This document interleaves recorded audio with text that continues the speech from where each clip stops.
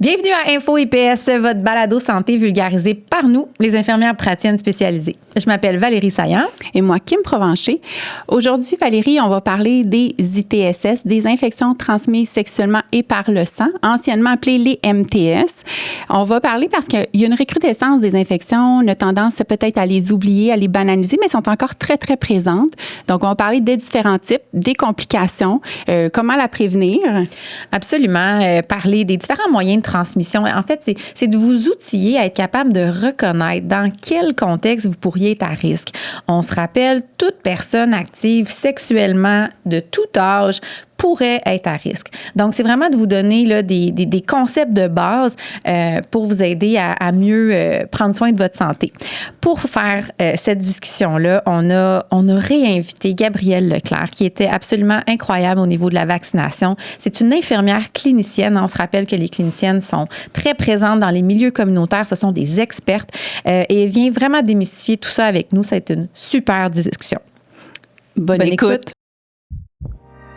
Ce balado santé vous est présenté par l'AIPSQ avec le soutien de l'École des sciences infirmières de l'Université de Sherbrooke, de l'Unité d'enseignement et de recherche en sciences de la santé de l'Université du Québec en Abitibi-Témiscamingue, de la Faculté des sciences infirmières de l'Université de Montréal et de l'École des sciences infirmières Ingram de l'Université McGill. Les renseignements partagés dans ce balado ne remplacent pas l'avis d'un professionnel de la santé.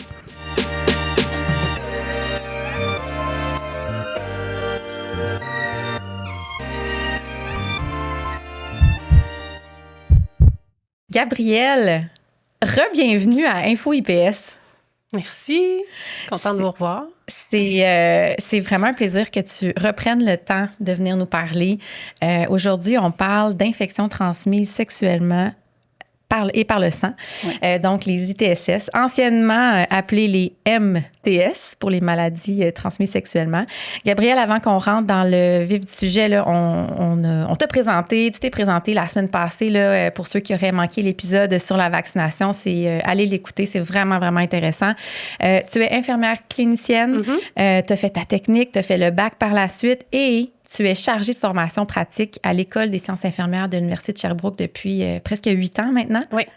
Tu as une expertise en santé communautaire. On se rappelle que les infirmières cliniciennes, c'est un des champs de pratique qu'elles détiennent. Ils ont une belle autonomie. En santé communautaire, oui. Donc, si jamais vous avez des questions par rapport au rôle des infirmières, on a l'épisode 1 aussi qui était dédié là, à démystifier les différents types d'infirmières qu'on a au Québec. Alors, on y va? On passe avec notre tradition de vrai ou faux. Oui. Donc, on y va réponse courte et on développe au courant de l'épisode. Alors, on part ça. Les ITSS, donc les infections transmises sexuellement, se transmettent uniquement lors d'une relation complète, soit une pénétration. Faux. Une ITSS s'accompagne toujours de symptômes. Faux. La syphilis est une maladie, ITSS, ancienne et rare au Québec et en 2025. Faux. Malheureusement. Ouais. Une ITSS qui n'est pas traitée pourrait mener à de l'infertilité. Vrai. L'herpès et le virus du papillome humain, donc le fameux VPH, peuvent se transmettre même avec le port du condom. Vrai. Le fait d'avoir une ITSS me protège à vie contre cette infection-là. Donc, si je l'ai eu une fois, j'ai plus besoin d'en m'en soucier. Je suis immunisée. Faux. Comme la vaccination. Les ITSS touchent seulement les adolescents et les jeunes adultes. Faux. Le partage de jouets sexuels comporte des risques de transmission des ITSS. Vrai. Je prends la pilule contraceptive, donc je n'ai pas besoin de porter de condom. Faux. Pour la protection Pour la protection des ITSS. On s'entend. Ouais. Et le partage de matériel de consommation, on parle d'injection ou d'inhalation là, pour des drogues, par exemple, pourrait nous mettre à risque de transmission d'ITSS aussi. Vrai. On a parlé de plusieurs mythes ici. Là. Est-ce que dans ta pratique, y en a-tu une que tu vois un peu plus fréquemment en ce qui a trait les ITSS? Probablement celle qui veut que l'absence de symptômes signifie qu'on n'a pas l'ITSS. Ouais. Alors que, on va avoir l'occasion de le démystifier aujourd'hui, là, mais la plupart des patients pour lesquels on diagnostique, nous, surtout les infirmières cliniciennes, une ITSS, n'avaient pas de symptômes. Parce que les cliniciennes, vous avez un beau rôle en santé communautaire par rapport... Veux-tu en parler brièvement là, du rôle de l'infirmière clinicienne? Avec plaisir. En fait, on a une autonomie, nous, d'évaluer et de proposer un dépistage pour les ITSS de manière entièrement autonome chez la personne qui est asymptomatique. Donc, c'est la personne, justement, qui n'a pas de symptômes. On va être en mesure, nous, d'évaluer avec elle est-ce qu'il y a des situations où elle s'est mise à risque puis qui justifie qu'on lui propose un dépistage d'ITSS. On va pouvoir procéder au dépistage, puis même avec des résultats positifs, on va pouvoir procéder au traitement pour la gonorrhée et la chlamydia. Donc ça, typiquement, c'est l'autonomie qu'on détient, mais il y a même des milieux qui vont adapter l'autonomie de l'infirmière clinicienne, puis lui permettre d'aller de l'avant, même chez une personne symptomatique. Ça dépend du type de symptômes. Là, quand on est dans des symptômes plus complexes, non. Mais des écoulements, il y a des milieux qui vont, par des ordonnances collectives, nous permettre d'aller de l'avant vers le dépistage puis le traitement pour une personne qui aurait des résultats positifs. Donc, quand je dis résultats positifs, là, dans les... je vais l'expliquer, là, quand on parle d'ITSS, puis on dit vous avez un résultat positif, c'est pas positif dans le sens de bonne nouvelle, là, c'est le positif dans le sens de... Il y a une maladie. Il y a une maladie. Ouais. On a détecté la maladie en laboratoire. Donc, pas besoin d'un IPS, pas besoin d'un médecin. Vous êtes autonome dans vos actes. Oui. Et si la personne est symptomatique, on sait reconnaître les limites de notre champ d'exercice et on va vous les référer si la personne présente des symptômes, justement. Il y a un travail de collaboration qui est super précieux. Puis les infirmières cliniciennes sont extraordinaires, là, vraiment, dans ce milieu-là. Il y a un autre mythe, moi, qui me venait en tête, c'était l'échange de baisers. Qui pouvait avoir une transmission. On va sans doute y revenir sur les moyens de transmission, mais par rapport au VIH, par exemple, est-ce que ça peut se transmettre par la salive? C'est-tu quelque chose que toi, tu as entendu souvent? Par exemple, pour l'herpès au niveau labial. Oui, il y a un risque de transmission, mais pour les ITSS tels que gonorrhée, chlamydia, le risque est plus faible au niveau des baisers. Mais on verra aujourd'hui que les autres types de pratiques sexuelles, sexe oral, vaginal, anal, eux ont des risques réels de transmission pour une personne qui est infectée. OK. C'est quoi une infection transmise sexuellement? Donc, c'est... des virus, bactéries qui nous provoquent des symptômes, qui peuvent en provoquer, qu'on a plus de facilité à transmettre ou qui se transmettent du moins plus facilement lors des contacts sexuels, là, par exemple lors des rapports avec pénétration, mais pas seulement lors des relations sexuelles. Ils peuvent aussi se transmettre, là, dans certains cas, lors de la consommation de drogue ou d'autres situations. On parlait de partage de jouets sexuels. Partage de jouets qui n'ont pas été désinfectés entre le moment du partage. Puis, d'autres pratiques peut-être non sécuritaires qui impliquent l'utilisation d'aiguilles. Fait qu'on pense plus souvent à la consommation de drogues injectables, mais par exemple, les tatouages, s'ils ne sont pas réalisés dans des conditions hygiéniques avec du matériel stérile, peuvent comporter un risque. Puis les pailles aussi, qu'on parlait, là, les gens qui pourraient consommer, par exemple, des drogues intranasales là, au niveau des muqueuses, le fait de se partager aussi, s'il y avait des petites micro-lésions. Oui, parce qu'en réalité... Dans le fond, nous, quand on est avec les personnes qui consultent pour un dépistage, on évalue avec eux les différentes situations, comportements qui ont pu les placer à risque. Et ça fait partie des facteurs de risque, le partage de matériel de consommation par injection ou inhalation, donc là, aspiré, là, qu'on dit peut-être plus sniffer. Ouais. Et donc, les pailles, les clés, le papier, parce que ça reste habituellement les drogues qui sont aspirées, c'est des drogues qui peuvent générer des lésions au niveau des muqueuses, donc des portes d'entrée. Puis le partage de ce matériel-là d'une personne infectée à une personne qui ne l'est pas peut amener une contamination. Une transmission. Puis c'est pas parce qu'il n'y a pas plein de sang sur le matériel, l'outil en soi. Non, ça n'a pas besoin d'être visible pour qu'il y ait déjà les traces. Ouais. Exact. Donc, il pourrait y avoir un danger pour ce partage-là au niveau du VIH, à titre d'exemple. Oui. OK. Puis avant, on disait les MTS. Pourquoi on appelle ça les ITSS maintenant? En fait, c'est le terme maladie qui a été changé pour infection transmissible sexuellement et par le sang, parce qu'on voulait inclure que c'est pas seulement sexuellement, c'est par le sang aussi. Puis maladie, pourquoi il a été changé pour infection, c'est que une maladie, de manière conventionnelle, c'est un ensemble de symptômes. Mais là, on vient d'expliquer que finalement, c'est pas tout le monde qui a des symptômes, mais il peut être infecté par l'agent, le virus ou la bactérie. Donc, le fait d'être infecté, même sans symptômes, c'est...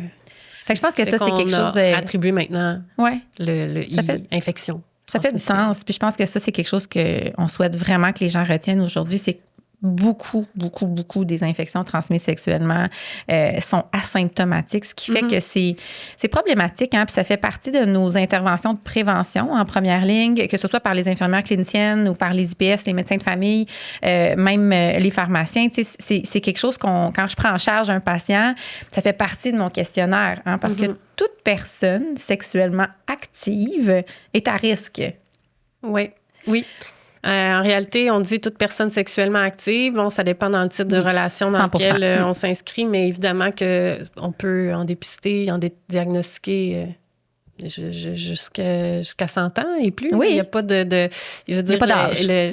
Non, le virus, la bactérie ne sait pas quel âge a son hôte.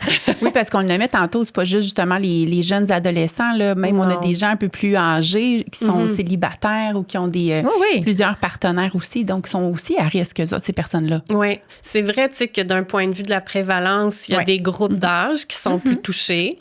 Mais ça n'empêche pas que toute personne doit être informée de la façon dont se transmettent les ITSS, de la façon dont se protéger aussi, puis quand reconnaître qu'on est peut-être à risque, puis qu'il vaut mieux aller consulter pour possiblement un dépistage. Parle-nous un peu du portrait actuellement au Québec avec les ITSS. On en est où? En fait, on a observé dans les dernières années qu'il y a une recrudescence là, de plusieurs des ITSS, mais particulièrement, là, ce qui est peut-être plus préoccupant, c'est de voir une recrudescence dans la dernière année du VIH, alors qu'on avait quand même réussi à stabiliser. Donc là, il y a vraiment eu une recrudescence importante dans la dernière année du VIH et de la syphilis aussi. On sait-tu pourquoi? Il y a, au niveau du VIH et de la syphilis, là, il y a différentes hypothèses, puis ça doit être une réunion de différents facteurs. Là. Il y a en partie le fait que pendant la pandémie, les gens se sont fait un peu moins dépister. Donc là, au retour, là, ils se font davantage dépister, ce qui fait momentanément, on en diagnostique plus. Ouais. Mais c'est pas suffisant pour expliquer la hausse importante qu'on connaît en ce moment. Les autres facteurs, c'est qu'il y a peut-être aussi une banalisation de ces maladies-là maintenant, compte tenu du fait que ça se traite. Ça se traite relativement bien. Ça ne veut pas dire que c'est sans conséquences. Par exemple, pour le VIH, maintenant, une personne qui est porteuse du VIH, mais qui prend rigoureusement la trithérapie, va vraiment réussir à cohabiter sans trop de conséquences graves à long terme. Peut-être que dans l'esprit, ça fait en sorte qu'on les craint moins qu'avant, puis qu'on court le risque davantage parce qu'on a justement moins peur de ce que ça peut générer. Et que ça. Est-ce qu'il y a aussi peut-être moins, pas d'éducation, mais peut-être moins de connaissances sur la façon dont ça se transmet, ce qui fait qu'on va des fois avoir des comportements qui nous mettent à risque sans savoir qu'ils nous ont mis à risque ces comportements-là. Fait que ça doit être un ensemble. Tu parlais de la trithérapie brièvement. Peux-tu nous dire un petit peu c'est quoi? C'est en fait des antirétroviraux qui vont faire que ça va stabiliser et empêcher la réplication du virus dans l'organisme, qui fait que la personne qui le prend rigoureusement va avoir ce qu'on dit une charge virale presque indétectable. Ouais. Donc, dans le fond, quand on contracte un virus, là, il se réplique dans une quantité qui génère la maladie. Ouais. Puis l'objectif avec la trithérapie, c'est d'empêcher cette réplication-là jusqu'à ce qu'on ait une charge qu'on dit indétectable. Ça voudrait dire que dans nos tests en laboratoire, là, la charge de virus, là, la quantité de virus dans le système est tellement petite qu'on n'arrive même plus à la détecter par nos tests de laboratoire. Donc, pour les personnes qui vivent avec le VIH, ce traitement-là, quand même, est... Fait que pour ceux qui nous écoutent, c'est exactement ce que j'allais dire. En fait, la charge virale, ce serait ce qu'on retrouve dans les liquides avec lesquels on va être en contact. Donc, on parlait de salive tantôt, on parle de sang, on parle de liquide biologique du corps. Ça prend une porte d'entrée pour rentrer dans le système, mais aussi si la personne qui pourrait transmettre a beaucoup de virus dans son sang, va être beaucoup plus enclin à transmettre la maladie que si on n'est pas capable de détecter le virus virus dans son sang. Donc, le bénéfice de la trithérapie, c'est justement amener au minimum la possibilité de transmettre le virus. Donc, c'est ça. Non, ça résume bien pour le VIH. Si on revient maintenant à ce qui est un peu plus frais. Au niveau de la syphilis, on a parlé un peu du VIH. Ouais. Veux-tu nous expliquer un peu le volet? Forte recrudescence de la syphilis. En fait, là, la syphilis, avant les années 2000, là, elle était presque disparue de notre territoire ici au Québec. Là, c'était moins de 5 cas par année qui étaient diagnostiqués, rapportés. On a vu se réinstaller la syphilis dans les dernières décennies et dans les 2 dernières années, ça a explosé. Là, c'est... Au Canada, là, l'année en 2022-2023, je regardais, là, c'était près de 12 000, 13 000 cas. Oh, OK. Quand j'ai fait mon stage, annuellement, on commençait à en parler de plus en plus. Puis là, tu disais justement dans la dernière année, c'est quoi la syphilis? La syphilis, dans le fond, c'est une maladie qui peut... elle va essentiellement, si on n'est pas traité... C'est une bactérie? Oui. Qui va amener différentes phases de la maladie. Il y en a 4. La première, qui est souvent imperceptible, elle va passer inaperçue pour la personne qui a contracté la syphilis, c'est le chancre syphilitique.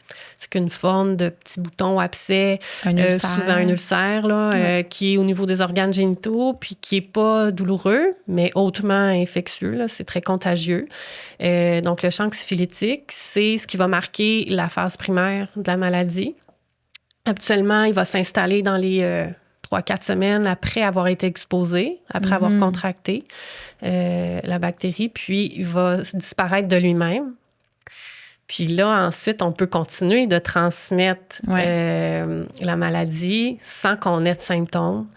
La phase secondaire, elle, va habituellement se manifester par des symptômes pseudo-grippaux, douleur, fatigue, raideur musculaire. Puis encore là, tu sais, peut-être que ça évoque pas à la personne des symptômes d'ITSS. Donc, on va peut-être penser qu'elle a juste contracté un virus. Puis finalement, ça va se mettre en phase de latence par la suite, qui peut durer cette phase de latence-là sans symptômes plusieurs années. Et si vraiment il n'y a pas de traitement parce qu'on n'a jamais eu l'occasion de dépister puis de diagnostiquer la syphilis, la phase tertiaire, elle est beaucoup plus grave là, parce qu'elle peut amener des atteintes neurologiques, entre autres. Fait que, tu sais, je pense qu'à retenir de ça, si vous avez observé une lésion, tu sais, un ulcère, normalement, ça fait mal. Hein? Ce qui est caractéristique de ça, c'est qu'il n'est pas vraiment douloureux. Il peut passer inaperçu, les gens ne s'en rendent pas compte. Mais tu sais, j'inviterais les gens à aller consulter si jamais vous observez une lésion qui est anormale, justement. Puis à ce moment-là, on pourra faire le dépistage en conséquence, les investigations nécessaires. Mais c'est intéressant. Puis tu sais, par la suite, c'est super dur de s'imaginer que c'est ça qu'on a attrapé. Puis je pense que ça fait entre autres partie du pourquoi qu'on a la recrudescence. Oui, exact. Puis même dans des groupes d'âge où on n'en observait pas vraiment avant ou très peu. Là. Puis même aussi, on parlait que souvent c'était une maladie homosexuelle, mais c'est pas ça du tout, là. Que même nos hétérosexuels. C'est en fait comparable là, dans les relations hétérosexuelles ou homosexuelles. On voit que la recrudescence touche tous les groupes d'âge, tous les groupes de la population. Donc, vraiment, c'est plus la sensibilisation plutôt à ce que c'est, comment s'en prémunir aussi. Puis que le fait de l'avoir déjà eu, d'avoir été traité, ne nous protège pas de l'attraper à nouveau. On ne développe pas d'immunité contre la syphilis, ni contre la gonorrhée, ni contre la chlamydia, qui sont les 2 plus courantes là, des ITSS en circulation. Il n'y a pas d'immunité qui se développe. Donc, souvent, ce qu'on veut éviter, c'est le cycle de réinfection. Donc, j'ai un partenaire infecté, je suis traitée, moi, en ce moment. Il y a quand même des conditions à respecter si on veut éviter le cycle de réinfection entre les partenaires, entre autres. Là. Parlons-en. On y va avec la chlamydia. Allons-y. Ouais. Est-ce que tu veux nous dire un petit peu c'est quoi? Gonorrhée et chlamydia sont les 2 ITSS les plus fréquentes, particulièrement le groupe des 15 à 24 ans le plus touché. Provoquée par une bactérie, souvent va passer inaperçue parce qu'elle est asymptomatique. Elles sont toutes les 2 souvent asymptomatiques, mais dans les symptômes qu'on pourrait observer, par exemple, des écoulements anormaux au niveau des organes génitaux, douleur dans le bas du ventre.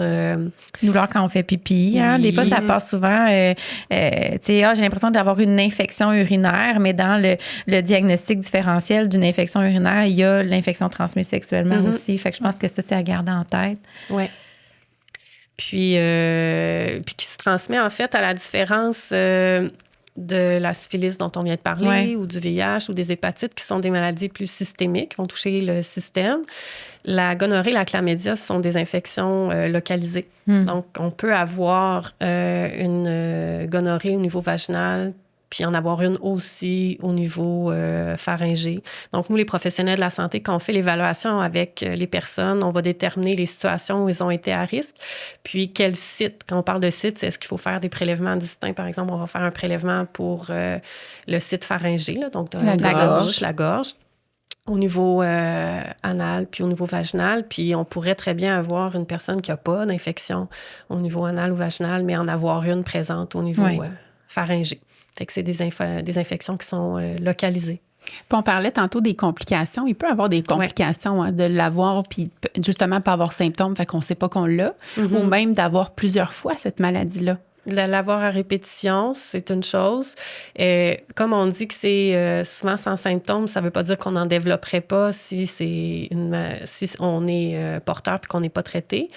Dans le segment vrai ou faux, vous disiez, est-ce que ça peut mener jusqu'à l'infertilité? La réponse est vraie. Dans des cas où, justement, une gonorrhée ou une chlamydia amène des complications, on pourrait voir une atteinte inflammatoire pelvienne qui peut amener, elle, jusqu'à l'infertilité. Donc, une infection vraiment de tout l'appareil reproducteur, oui. La chlamydia, gonorrhée, c'est des bactéries également. Donc, le traitement, c'est des antibiotiques. Est-ce qu'on sait qu'il y a beaucoup de résistance aux antibiotiques qui sont... on entend beaucoup ça dans la communauté scientifique, mais aussi dans la population. Est-ce que c'est facile à traiter? Est-ce que c'est... Si c'est des diagnostiqués, oui, c'est facile à traiter. Là, encore faut-il les prendre de la bonne façon pendant toute la durée. C'est vrai que pour la gonorrhée, on observe une résistance à certains antibiotiques, mais habituellement, c'est pas le traitement de première intention. Donc, c'est pas celui qu'on va offrir en premier. Là, celui qu'on offre, il y a moins de résistance observée. Il y a quelques cas, mais ailleurs dans le monde, là, de résistance au traitement de première intention, là, qui est le premier choix qu'on utilise, qu'on commence à documenter, mais ici, ça va jusqu'à maintenant. Donc, les traitements sont efficaces. Le traitement antibiotique... dans les deux cas, c'est pas le même, mais ça se traite relativement bien. Puis on pourrait demander un test, par exemple, de contrôle, par exemple, pour une gonorrhée? En fait, comment ça fonctionne, c'est que nous, quand on réalise le test pour le dépistage de la gonorrhée, la chlamydia, on ne réalise pas de culture à ce moment-là. Mais si on obtient un résultat positif à la gonorrhée, donc la personne a une gonorrhée confirmée, on va à ce moment-là réaliser aussi une culture pour aller vérifier si le traitement qu'on va prescrire n'est pas résistant. On ne voudrait pas qu'il soit résistant au traitement qu'on vient de proposer. Donc, la culture est réalisée en deuxième temps. Quand on a un Puis elle nous donne positif. l'antibiogramme. Hein, exactement. Pour dire le type, c'est comme un Q-tip, en fait, là, qu'on va venir prélever du microbe, de l'infection pour voir justement c'est quel type de gonorrhée ou quel type d'infection la personne a. On parlait aussi, on parlait des symptômes un peu plus chez la femme. Au niveau de l'homme, qu'est-ce que l'homme pourrait voir comme symptômes pour une gonorrhée chlamydia? Il pourrait voir aussi des écoulements anormaux, douleurs à la miction, donc au moment d'uriner.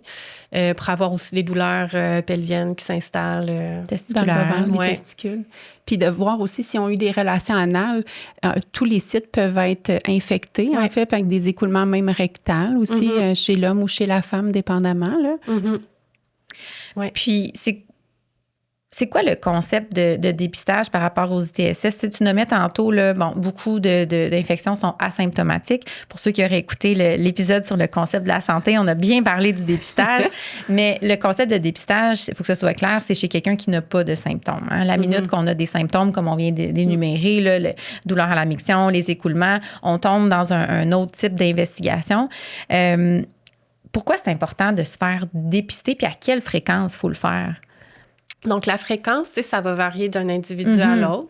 En fait, nous, l'exercice qu'on réalise avec les personnes là, quand on fait notre counseling ITSS, c'est d'aller évaluer les situations qui ont pu placer cette personne-là à risque, puis la récurrence aussi de ces situations-là. Donc, oui, le nombre de partenaires, même l'âge, là, dans notre guide de dépistage peut être un facteur de risque. Là, déjà, d'avoir 25 ans et moins, c'est considéré en soi comme un facteur de risque pour différentes raisons. Là. Donc, le type, on a parlé du nombre de partenaires depuis le dernier dépistage, mais aussi les habitudes de consommation. Donc, nous, on va vérifier un ensemble de facteurs qui sont considérés à risque. Pour la consultation actuelle, c'est ce qui va nous permettre de décider c'est quoi le meilleur dépistage à proposer. Ce n'est pas toujours nécessaire de dépister l'ensemble des ITSS. Selon les situations où la personne s'est mise à risque, par exemple, des relations sexuelles non protégées, des fois, ça va être justifié seulement de dépister gonorrhée et chlamydia, mais pas l'ensemble des ITSS. Donc, ça, c'est une chose qu'on fait avec eux. Et justement, selon la fréquence puis la récurrence des situations ou des comportements qui peuvent nous mettre à risque, on peut proposer un dépistage peu régulier. Là, par exemple, chez les 25 ans et moins, même dans une relation de couple stable et exclusive, on recommande annuellement un dépistage. Sinon, ça peut être aux 3 mois, ça peut être aux 6 mois. On va le déterminer. Là, votre professionnel de la santé va déterminer avec vous ce serait quoi qui est le plus approprié. Puis c'est quoi, comment on dépiste ça? C'est quoi les outils qu'on utilise? J'entends souvent, là, pour les hommes particulièrement, là, je veux pas avoir le Q-tip dans l'urètre. Le test comme tel. Fait que, tu sais, comment on peut faire le dépistage? En fait, on n'utilise plus là, l'insertion de... On vous rassure, chers jeunes hommes au et niveau hommes. de l'urètre, là, ou très peu, là, c'est dans des cas vraiment spécifiques. Okay.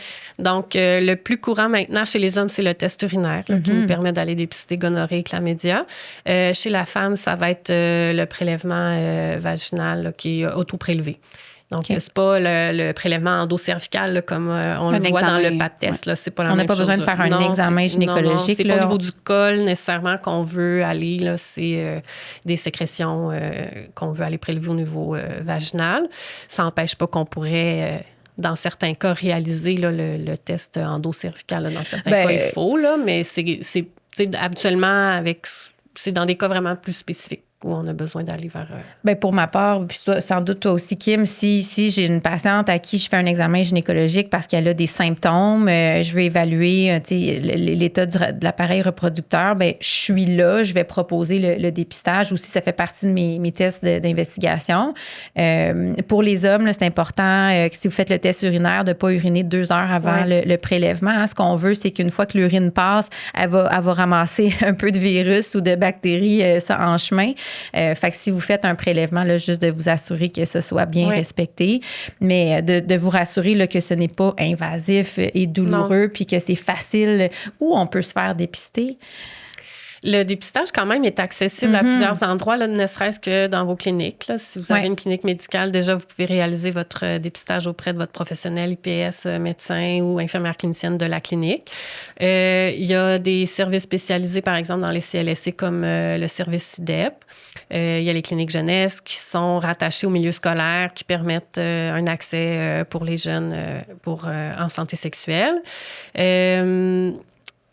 Il y a Air ouverte aussi, qui est c'est nouvellement implanté. Là, je ne sais pas en ce moment, à l'heure où on se parle, ce qu'il y en est. Là, il y a eu comme un moratoire, mais l'idée, c'était de rendre accessibles des services de proximité. Donc, plutôt que ce soit dans une clinique où le jeune doit se rendre, c'est le professionnel de la santé qui va à la rencontre des jeunes dans des milieux qu'eux côtoient pour réaliser le dépistage. Il y a les infirmières scolaires aussi. Oui, les cliniques jeunesse, souvent, c'est avec les infirmières scolaires.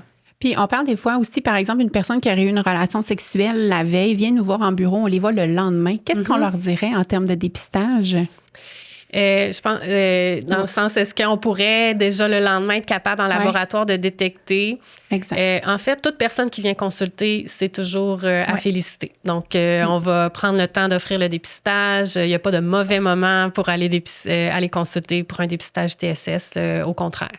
C'est vrai que si j'ai eu un seul événement, là, une page blanche, un seul événement où peut-être il y a eu une relation sexuelle non protégée, puis là, le lendemain, je voudrais en avoir le cœur net puis être diagnostiqué. Il existe ce qu'on appelle une période d'incubation et une période fenêtre. Donc, en laboratoire, dès le lendemain, on ne sera pas capable de le voir dans nos tests que la personne est infectée ou pas. La période d'incubation puis la période fenêtre, peut-être que ça vaut la peine de l'expliquer, quoique c'est votre professionnel de la santé qui va l'évaluer. Ouais. Est-ce qu'on est dans ces périodes-là ou pas, là? Donc, du moment où je suis exposée, donc je m'expose et je contracte une bactérie ou un virus lors d'une relation sexuelle ou un comportement qui m'a mis à risque, il y a un moment entre cette exposition-là et le moment où je vais soit développer des symptômes ou avoir une quantité suffisante de bactéries et de virus dans mon système qui permet d'aller le détecter en laboratoire. Donc, déjà, dans la période d'incubation qui est courte, habituellement, on ne peut pas vraiment les détecter. Et il y a une période aussi qu'on appelle la période fenêtre. Donc, la période fenêtre qui est différente là, d'une ITSS à l'autre, c'est une période qu'on dit des fois la période muette, c'est-à-dire que la quantité est peut-être suffisante pour nous permettre de le détecter lors des tests laboratoires, mais peut-être aussi que ça va passer inaperçu parce que c'est variable d'une personne à l'autre. Donc, quand on estime être dans une période fenêtre, ce que ça peut amener, c'est qu'au moment où on va réaliser le dépistage, le résultat qui va revenir, qui nous indiquerait, par exemple, que c'est négatif, donc pas d'ITSS, pourrait être un faux négatif. Donc, la personne, en réalité, a l'ITSS, mais on ne l'a pas détecté. Si c'est le cas, ce que votre professionnel de la santé va faire, premièrement, il ne va pas vous refuser un dépistage, mais il va peut-être vous recommander un second dépistage pour nous assurer qu'il n'y a pas eu de faux négatifs. Donc, à la fin de cette période fenêtre-là, qui, par exemple, là, quand on parle de VIH ou la syphilis, c'est 3 mois. Oui. Gonorrhée, chlamydia, c'est 14 jours. 14 jours. Puis ce que ça fait aussi, puis par exemple, là, les professionnels de la santé, tu sais, moi, je me suis déjà piquée avec une aiguille, on ne connaît pas le statut du patient. Tu sais, il y a différents contextes auxquels on est exposé à certaines infections.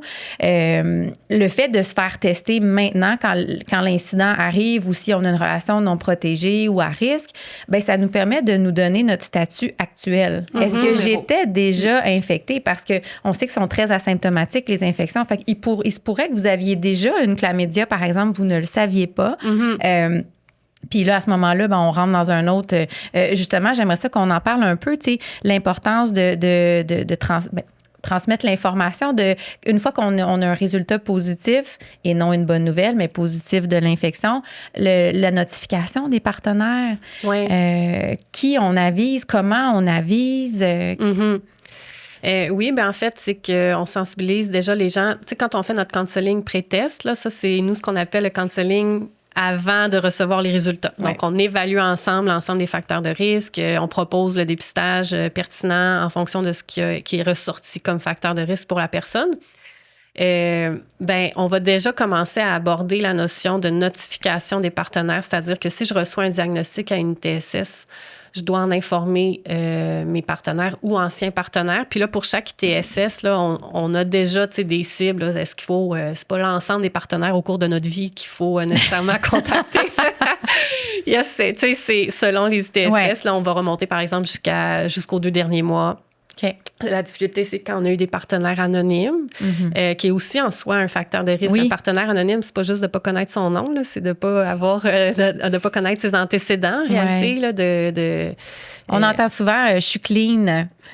Oui, c'est ça. Il n'y a pas d'affaire de propreté. Là. On en parle parce que ça a une mauvaise presse aussi, les ITSS. C'est pas parce qu'on a attrapé quelque chose qu'on n'est pas propre.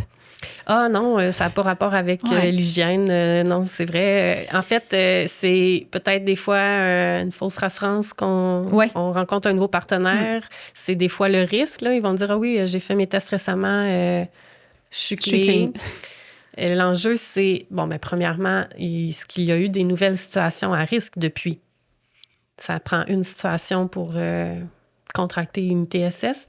Donc, c'est beaucoup plus ça. Pour 2 partenaires qui souhaitent abandonner l'utilisation du préservatif, du condom, la barrière de latex ou le condom. En fait, la meilleure façon, c'est de prendre entente mutuellement que ce serait une relation stable et exclusive si on veut vraiment éviter la transmission des ITSS. Puis à ce moment-là, d'aller réaliser un dépistage qui nous dirait, par exemple, c'est négatif, il n'y a pas de ITSS, ou s'il y en a une, on la traite, puis après, on a la confirmation vraiment que... Puis, par exemple, ce même couple-là qui est exclusif, mais il y en a un des 2 qui revient avec une chlamydia, par exemple. On traite les 2. Combien de temps ça prend avant qu'ils puissent éviter de se réinfecter. Tu parlais tantôt, là, c'est un cercle vicieux. Dans le cas de la chlamydia, le traitement dure habituellement 7 jours. Puis on recommande de maintenir soit l'abstention ou l'usage rigoureux d'une barrière de latex dans les 7 jours suivant la fin du traitement. C'est jusqu'à 14 jours, finalement, après, une fois qu'on a débuté le traitement. Est-ce que c'est sûr que les gens sont guéris une fois qu'ils ont eu le traitement? Dans le cas de la chlamydia, oui. Là. Ouais. Dans le cas de la gonorrhée, c'est vrai qu'on propose un test de contrôle dans les 3 semaines qui suivent le traitement. C'est une dose unique, là, la gonorrhée. Donc, habituellement, dans les 3 semaines, le plus près possible, 3 semaines après, on va faire un test de contrôle pour s'assurer que le traitement a été efficace. Justement, parce qu'on rencontre des cas de résistance. De résistance, exact. Et il y a en plus, dans le cas de la gonorrhée et de la chlamydia, un test de contrôle qui est tout le temps proposé 3 à 6 mois plus tard pour vérifier qu'il n'y a pas eu de réinfection. Pour donner un exemple, moi, je travaille dans une clinique où on fait beaucoup de grossesses. En fait, toutes les patientes enceintes sont dépistées de façon routinière par le sang, par des prélèvements vaginaux, parce que, justement, c'est asymptomatique, puis il peut y avoir des complications ou des conséquences. On parlait un peu plus tôt de la recrudescence de la syphilis. Mais ça vient aussi avec une recrudescence de la syphilis congénitale. Donc là, on parlait plus de la syphilis infectieuse, la transmission au sein de la population, mais la syphilis congénitale, c'est la transmission de la mère au bébé pendant la grossesse ou l'accouchement. Puis ce qui était d'usage avant, c'était de faire le dépistage de la syphilis au premier trimestre. Si la personne avait des facteurs de risque, on pouvait recommencer le dépistage au 3e trimestre. Puis maintenant, d'emblée, c'est premier, 2e trimestre, puis à l'accouchement qu'on dépiste. Depuis 2024. Là. Parce qu'on se rappelle qu'il y a une période muette dans laquelle on pourrait avoir un test un faussement négatif. Tantôt, on parlait de notification des partenaires. On peut avoir à remonter jusqu'à 2 mois. Est-ce que c'est une obligation de... C'est fortement recommandé. Évidemment, quand je disais qu'on commence à en discuter avec les personnes au moment où on les rencontre dans notre bureau, c'est parce qu'on le sait que c'est pas toujours des discussions qui sont faciles à avoir. Si jamais la personne refuse vraiment de prendre contact avec ses anciens partenaires, on peut nous faire une notification anonyme. C'est-à-dire que la personne recevrait un avis comme quoi un de ses partenaires actuels ou anciens a eu un résultat positif, là, habituellement précis à la gonorrhée ou à la chlamydia, puis qu'on lui recommande d'aller elle-même consulter pour un counseling TSS. Elle va d'emblée être traitée si c'est nécessaire pour une des deux. Puis en plus, ça va peut-être être une occasion d'aller proposer un dépistage supplémentaire des autres TSS. Oui, exactement. Comme professionnels, on peut les aider, mais il y a aussi des applications. Là, si les gens vont sur Internet, il y a des applications même qui peuvent envoyer des notifications aux partenaires qui sont complètement anonymes. Donc, on recevra un texto disant « Vous avez été en contact avec une chlamydia ». Fait que des fois, pour la personne qui est super gênée de ça, souvent, on se culpabilise beaucoup. Donc là... c'est anonyme, le message est envoyé, mais en même temps, on prend nos responsabilités aussi de dire que peut-être, sans que ce soit l'intention de la personne, d'avoir contaminé peut-être des gens aussi. Non, puis c'est difficile des fois de repérer de qui ou est-ce qu'on l'a, à quel moment on l'a contracté exactement. Donc oui, c'est une alternative qui est quand même souvent utilisée, là, la notification anonyme. Tantôt, on parlait qu'il y avait certaines ITSS qui pouvaient se transmettre malgré l'usage du condom. On parlait de l'herpès, du VPH. Donc, ce sont tous deux des virus. Comment ça va se transmettre à ce moment-là? C'est plus le contact peau à peau avec les lésions actives. Oui, exactement. Là, surtout dans le cas de l'herpès. Le VPH, on dit que c'est pas une TSS, mais dans le fond, c'est que les contacts sont... Puis la transmission est plus fréquente lors des relations sexuelles. Ce qui fait que, compte tenu que des fois, il défie la barrière de latex ou le préservatif, là, ça reste la vaccination qui est le meilleur moyen de prévention du VPH. Oui, parce que c'est le seul vaccin qui prévient, qu'on est capable de prévenir une TSS, finalement, qui peut causer un cancer. Puis on a un balado là-dessus. Oui, on a fait l'épisode là-dessus avec Julie Poirier, à ceux que ça intéresserait. Qui est super intéressant. Puis le condom, on va le dire, c'est super important de le porter, bien que ce n'est pas une barrière qui est infaillible. On est capable de prévenir beaucoup une maladie transmise sexuellement. Au niveau de l'herpès, je ne sais pas, toi, Valérie, des gens, des fois, vont se demander, j'ai pas mis de condom. Comment que je peux vérifier si j'ai l'herpès? Bien, évidemment, là, comme nous, les infirmières cliniciennes, notre champ de pratique s'arrête là où les personnes développent des symptômes le plus souvent. L'herpès, elle se diagnostique sur la base de la présence des symptômes. Là, il y a quand même des tests qui permettent d'aller vérifier au niveau de la sérologie, mais essentiellement, c'est souvent quand la personne présente un symptôme. Ouais. Puis le risque de transmission, il est plus important quand la personne présente un symptôme. Fait qu'une éruption, finalement, là, fait que le risque de transmission, il est plus important dans ces périodes-là. Mais la personne, par exemple, là, qui serait porteuse du virus là, qui cause l'herpès, bien, il y a des traitements qui permettent de prévenir les crises herpétiques, justement. Donc, qui réduit le risque de transmission. Parce que c'est pas un virus dont on peut se départir, là, contrairement, on dit on va traiter puis on se guérit de la chlamydia. On peut la réattraper parce qu'on peut pas s'immuniser contre ça. Mais pour l'herpès, ça va rester dans le système. Donc, l'idée, c'est de prévenir les crises herpétiques, de prévenir l'apparition des lésions par des traitements. C'est un virus qui reste à vie. Puis le diagnostic est clinique. C'est quand on va voir des lésions que là, on pourrait venir confirmer que c'est vraiment de l'herpès avec nos écouvillons en bureau. Oui. Puis tout à l'heure, là, je voulais juste revenir, tu disais qu'il y avait la vaccination qui permettait de prévenir le VPH, qui permet aussi de prévenir l'hépatite A et B. Là, c'est les... Oui, on n'a pas beaucoup parlé rapidement. Tu sais, on a parlé du VIH, on a parlé de la syphilis, on a parlé de gonorrhée, chlamydia, mais il y a des infections qu'on parle un petit peu moins, là, les hépatites. Qu'est-ce que c'est, rapidement? Bien, les hépatites, c'est des virus aussi, mais qui vont provoquer des symptômes plus au niveau, par exemple, hépatique du foie. Du foie. Et puis, qui peuvent être prévenus dans le cas de l'hépatite A et B par de la vaccination. Donc, pour l'hépatite C, il n'y a pas de vaccination à l'heure actuelle, mais pour l'hépatite A et B, il y a une vaccination. Puis ça, on a en plus reçu les vaccins du calendrier de base là, en petite enfance. On est déjà immunisé contre l'hépatite ou si on est allé en voyage. Oui, aussi. Bon, c'est on a fait des folies. C'est une petite dose de rappel qui est utile. Ils vont...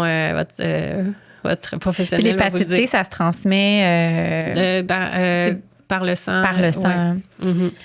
Ouais. Moi, j'en ai jamais vu en bureau. En fait, là, les poux de pubis ou les morpions, ça existe encore? Je ne sais pas, toi, Valérie, si tu en as déjà vu, là. Oui, ça existe. Ouais. Oui, bien, c'est ça. Là, on parle, tu sais, des virus, des bactéries, là, mais tu sais, il y a les infections aussi qui causent des lésions locales. Là, fait que les poux de pubis, là, qu'on appelait aussi les morpions. Les morpions, oui. Oui, sont encore en circulation. C'est sûr que, ben, tu sais, ils ont des milieux précis où ils vont s'implanter. Là. Habituellement, c'est s'il y a une pilosité qui est plus forte, là, vont mieux vivre dans cet environnement-là que s'il n'y en a pas. Mais même chose avec les condylomes qui sont provoqués par un type de VPH, en fait. Les molluscum contagiosum, qui ne sont pas une ITSS, mais on peut quand même en observer au niveau génital. Tu sais, l'idée, si vous observez une lésion anormale, là, une éruption anormale au niveau des organes génitaux, allez consulter. C'est mieux de consulter, exactement. Ouais. Fait que, en résumé, la meilleure façon de prévenir les ITSS, c'est de se protéger par une barrière de latex, comme tu disais, puis de faire des dépistages à un intervalle qui vous est propre, selon ce que le professionnel de la santé va avoir déterminé. On a un segment spécial. On a l'Ordre des infirmiers et infirmières du Québec qui supporte notre projet, là, qui a une question OIIQ. Kim, veux-tu la questionner? Certainement. Comme tu sais, Gabrielle, la mission de l'Ordre est de protéger le public. Dans ta pratique au quotidien, quelles sont tes stratégies que tu mets en place pour t'assurer de ta pratique qu'elle est toujours sécuritaire? Oui, la semaine dernière, j'ai eu l'occasion de vous partager, moi, personnellement, comment je maintiens ma pratique, la curiosité que je nourris, surtout parce qu'il y a beaucoup de connaissances qui se génèrent constamment, des changements. Puis, comme je pratique dans l'enseignement maintenant, que je contribue à former de la relève, j'essaie justement de promouvoir l'importance d'avoir une pratique sécuritaire, d'avoir une intégrité aussi professionnelle. Ouais. Je pense que ça passe beaucoup par ça. Donc, d'avoir une humilité de reconnaître que des fois, on est à la limite de nos connaissances, de ce qu'on maîtrise en termes de compétences, d'avoir envie d'aller chercher cette nouvelle connaissances, ces nouvelles compétences-là. C'est essentiel.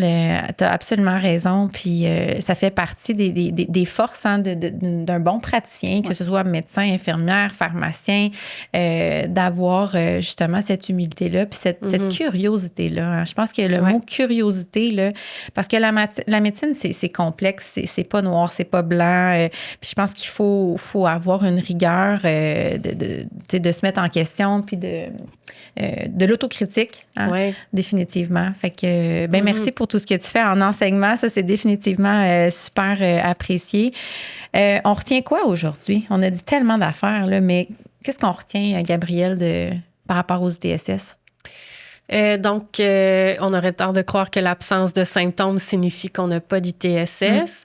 On n'a pas fait l'éventail de toutes les situations et facteurs de risque. Là, l'idée, c'était pas ça nécessairement, mais c'était plus, questionnez-vous, est-ce que je devrais avoir les conseils d'un professionnel pour un dépistage? Donc, déjà, de faire un pas en clinique, d'aller consulter un professionnel, c'est en soi vraiment essentiel, qui va savoir vous orienter, déterminer si oui ou non il y a lieu de proposer du dépistage, puis lequel serait le plus pertinent. Puis de se rappeler les meilleures façons de se protéger. C'est se protéger soi, mais c'est prévenir la propagation aussi. Hein. C'est pas seulement l'effet individuel là, qu'on souhaite, mais c'est aussi de limiter la propagation des ITSS. Donc, c'est quoi les meilleures façons de le prévenir? Oui, l'usage du condom, de la barrière de latex, dans certains cas, la vaccination. Comprendre comment ça se transmet, là, ça va vous aider aussi à vous réinfecter. Puis, tu sais, tu parlais de consulter. Hein, je pense que c'est un sujet qui est assez tabou. C'est encore, il y a beaucoup de gêne autour de... Puis c'est normal, je le comprends à 100%. Sachez que ça fait partie de notre travail. Ouais. Hein, on est formé pour ça. C'est un questionnaire ou une évaluation qui est comme n'importe laquelle. Donc, je pense qu'on est dans pas de jugement, on est ouvert.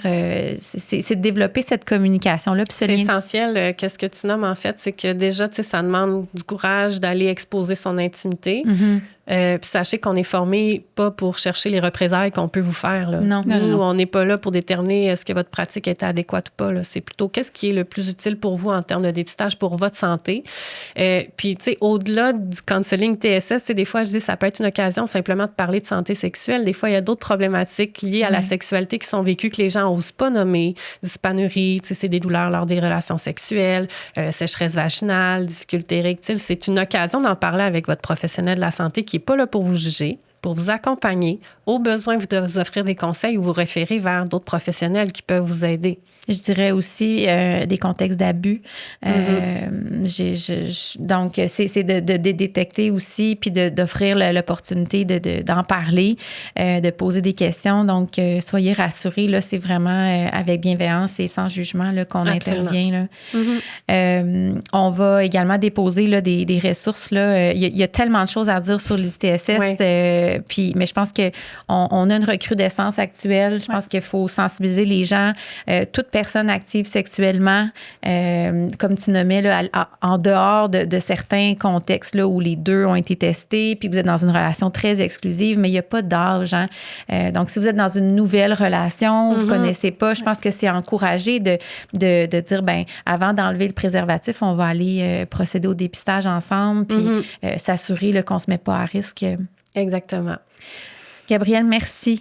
Avec plaisir. Merci d'avoir repris ce temps-là. On a tellement aimé notre première discussion. On a voulu te ressolliciter. C'est vraiment mettre en lumière aussi toute l'autonomie des infirmières cliniciennes dans les milieux communautaires. Fait que bravo pour ce que tu fais. Puis en espérant que ça vous aura été aidant, expliquer un peu certains concepts. On va sans doute en reparler à d'autres moments, mais n'hésitez pas de partager l'information, puis nous suivre pour pas manquer les prochains épisodes. Alors d'ici là, prenez soin de vous. Prenez soin de vous.